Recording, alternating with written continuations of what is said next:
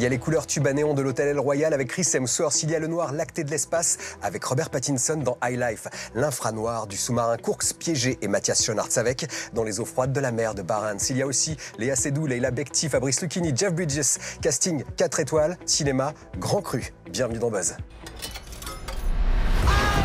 À l'affiche, Léa Seydoux et Mathias Schoenaerts à bord du sous-marin Kursk. Juliette Binoche et Robert Pattinson dans les airs pour Claire Denis. Fabrice Lucchini face à Leila Bekti. Et le réveil du cimetière de Stephen King.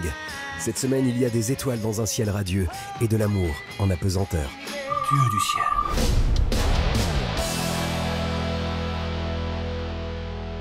Claire Denis refait 2001, l'Odyssée de l'espace sans un copec, mais avec une star fan de son cinéma, l'ex-vampire de Twilight, Robert Pattinson.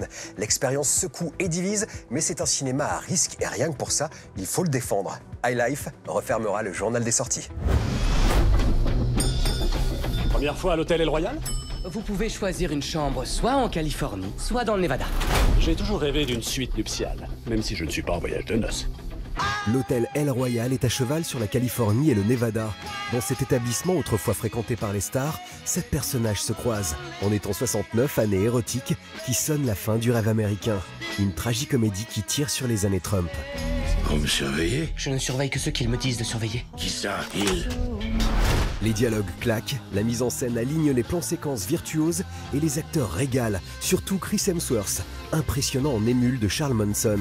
Sale temps à l'hôtel El Royal, mais beau fixe pour les spectateurs. J'ai fait des choses horribles. Comme tout le monde, c'est la vie. À bout de le whisky.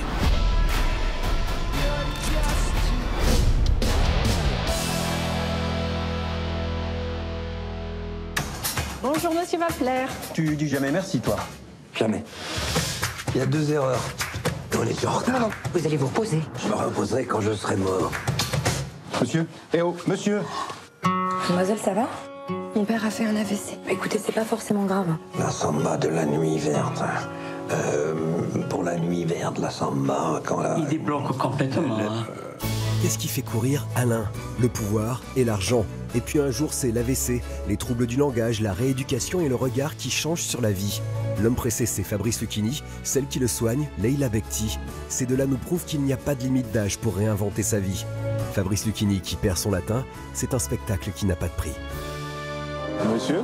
Un T et un CK. Ok, frère.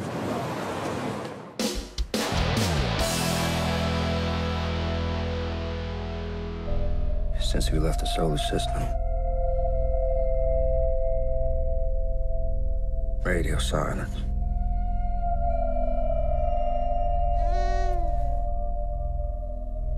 Hold up.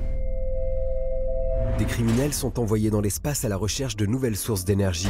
Avec un budget micro, Claire Denis défie Gravity sur son terrain, la relation de l'homme à l'univers. High Life isole Juliette Binoche et Robert Pattinson dans un huis clos métaphysique. I know I look like a witch. It's just a new religion for you.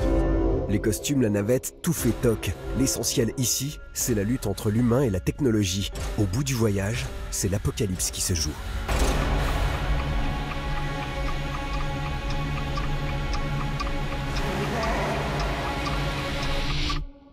Do I look like my mother? You're special.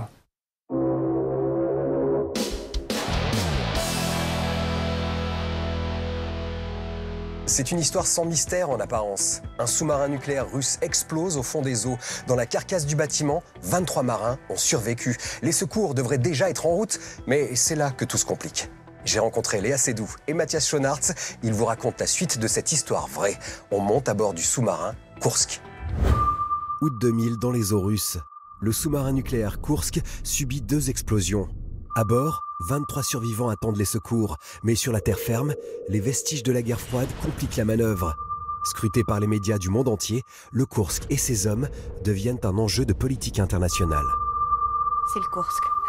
Il y a un problème. C'est une histoire sur le courage, sur l'instinct de survie, le sens de la responsabilité, la dignité, aussi la tragédie, la douleur. C'est un drame familial, mais c'est aussi un drame politique à la fois. C'est un thriller, c'est un film de catastrophe, donc il y a plein d'éléments qui se réunissent dans une histoire.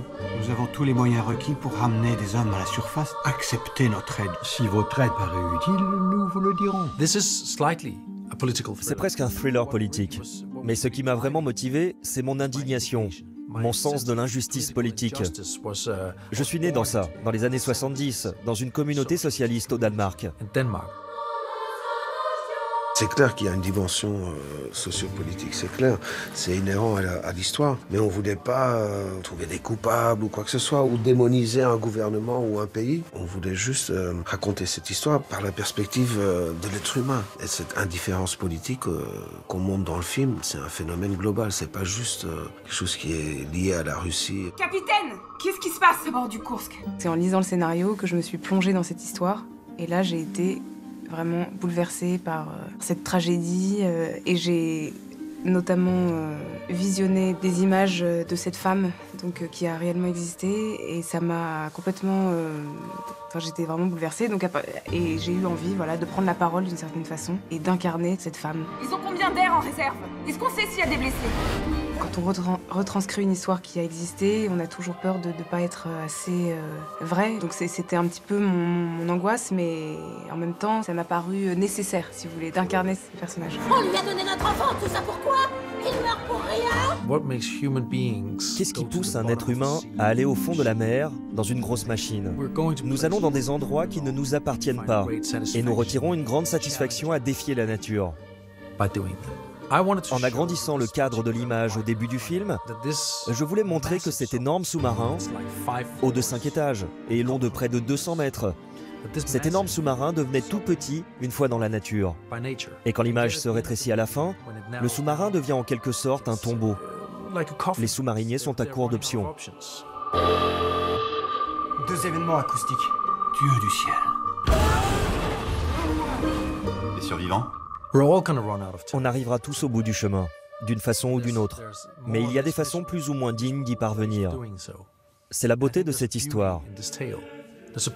La fierté et la manière héroïque dont ces hommes accueillent la mort. De nos jours, la mort est un tabou. Et ma femme m'a dit que nous, les réalisateurs et les écrivains, avions désormais le devoir de parler de ce qui va arriver finalement à chacun d'entre nous. Eventually, for all of us. Ils vont réessayer. Ils vont le faire, croyez-moi. On se souvenait vaguement du fait divers. Grâce au cinéma, on n'oubliera jamais le courage de ces hommes et de ces femmes, piégés dans une prison d'acier au fond des eaux, abandonnés à terre par des enjeux politiques d'un autre âge. Kursk est un film dont l'écho porte loin. Je voulais t'en offrir plus. Pour nous deux. Tu es mon éternité.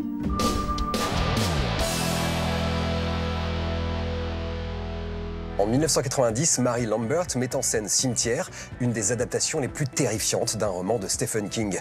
Bis horrifica presque 30 ans plus tard, avec de nouveaux acteurs, mais à peu de choses près, la même histoire. Le cimetière des animaux ouvrira au printemps 2019. On regarde les premières images.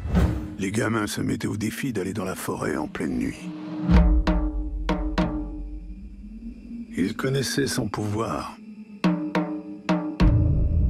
Ils en avaient peur.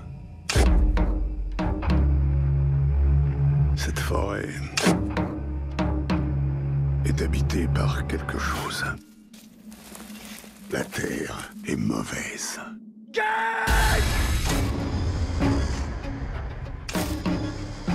Ce n'est peut-être qu'une vieille légende. Mais il y a quelque chose dans cette forêt. Quelque chose qui fait revenir à la vie.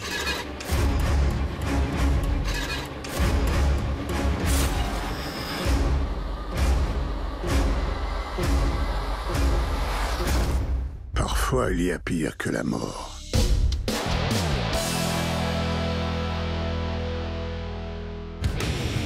Véritable phénomène au Japon, considéré comme le successeur de Naruto, My Hero Academia a enfin droit à une adaptation en jeu vidéo.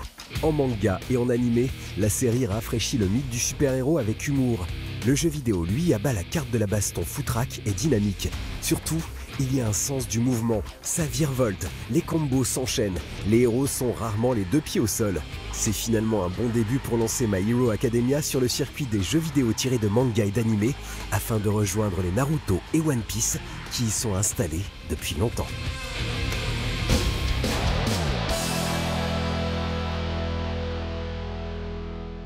La légèreté permet de parler des choses sérieuses. L'espoir malgré tout, c'est Spirou et Fantasio en pleine invasion de la Belgique en 1940. L'occasion d'un récit poignant et plein d'humour sur une période sombre qui fait écho à la nôtre.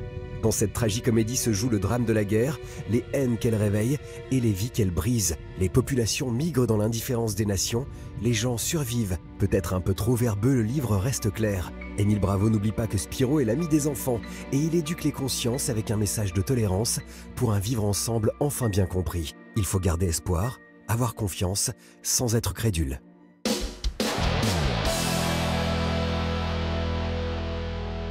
Je vais faire une bonne annonce, je te rappelle. Alors, Grégoire, c'est quoi ce film dans lequel... C'est la nouvelle comédie de Quentin Dupieux. C'est qui? Je sais pas. C'est le réalisateur, j'imagine? Je pense. Ça parle de quoi? Eh bien, c'est l'histoire d'un interrogatoire entre un flic fatigué et un type accusé d'un meurtre. Comme on est chez Quentin Dupieux, tout ça prend des détours théoriques, absurdes, comiques. Autour de Poulvord, tous les acteurs sont dans le bon tempo. À peine 1h15 de film et 10 minutes de répétition filmées en bonus sur le DVD. Au poste est un exercice de style qui file à toute vitesse. Bientôt sur vos écrans. Ouais, bientôt sur vos écrans. Avant de se quitter, on fait le point sur la photo finish. Vous l'avez vu plus tôt, Stephen King aura droit en 2019 à une nouvelle version cinéma de son roman Cimetière. 42 ans plus tôt, c'est Brian De Palma qui se mesure au king de l'horreur avec le très bon Carrie. Stanley Kubrick, en personne, adapte Shining dans un film que Stephen King reniera. Plus tard, Frank Darabont nous offre 3 films issus de l'œuvre du romancier. Les Évadés, La Ligne Verte et The Mist. L'homme qui écrivait plus vite que son ombre est décidément une fabuleuse source d'inspiration pour le cinéma. Clap de fin sur le buzz. Merci beaucoup de l'avoir suivi. On se retrouve la semaine prochaine si le cœur vous en dit. Et d'ici là, buzzez bien.